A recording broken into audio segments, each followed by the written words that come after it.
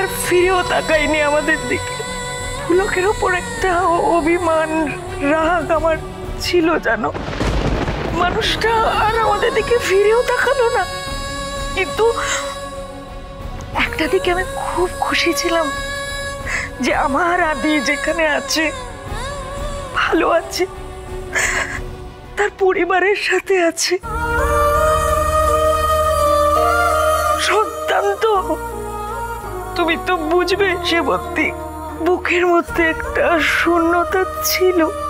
কিন্তু ভাগ্যের কি পরিহাস দেখো, যে সন্তানের জন্য এক সময় চোখে জল ফেলেছি, আজকে সেই সন্তানকে আমার চোখের সামনে দাঁড় করিয়ে দিয়েছে।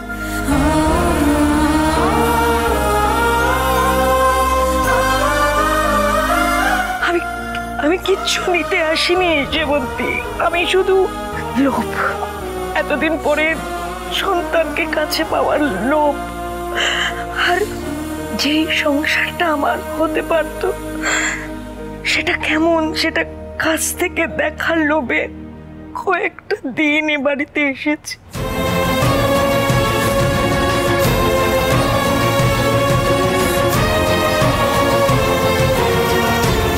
তোমাদের সবাইকে আমি একটা কথাই বলতে চাই, পুলক একাদশী নয়, এই সব গন্ডগোলের মূল আমি দোষী।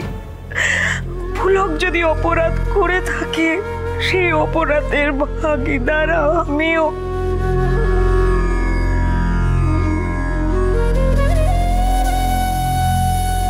আমি এই পরিবারের সবার কাছ থেকে ক্ষমা চেয়ে নিচ্ছি।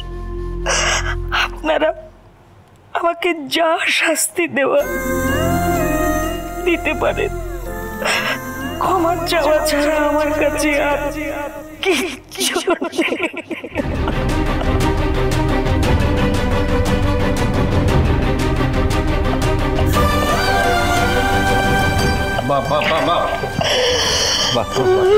তুমি কাঁদবে না মা, তুমি কাঁদবে না কাঁদবে না মা। লোকটা তোমার সঙ্গে সব অপরাধও করেছে, তারপর তুমি নিজের গাড়ি কেন দোষ দিচ্ছি? মা তুমি কাঁদবে না, তোমার থেকে তো ঘেন্না হচ্ছে। হ্যাঁ,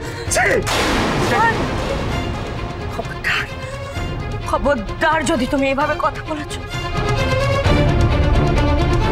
উনি তোমার বাবা হন, উনি আমার সাথে যা করার করেছেন। রক্তের সম্পর্ক অস্বীকার করা যায় না তুফান, আর তুইও করতে পারবি না। আরে ভাড়বে যায় সম্পর্ক। কিসের বাপ? কিসের বাপ? হ্যাঁ, কিসের বাপ নিয়ে নিজের সময় সুযোগ বুঝে তো একজন সাইকেলটি মেরে দিয়েছে। কি করেছে আমাদের জন্য? কি করেছে? একজন জানতে চাইছে আমরা বেঁচে আছি, মরে আছি, শুধু আমাদের হাতে একটু টাকা দিয়ে চলে গেছে। ও কিসের বাপ?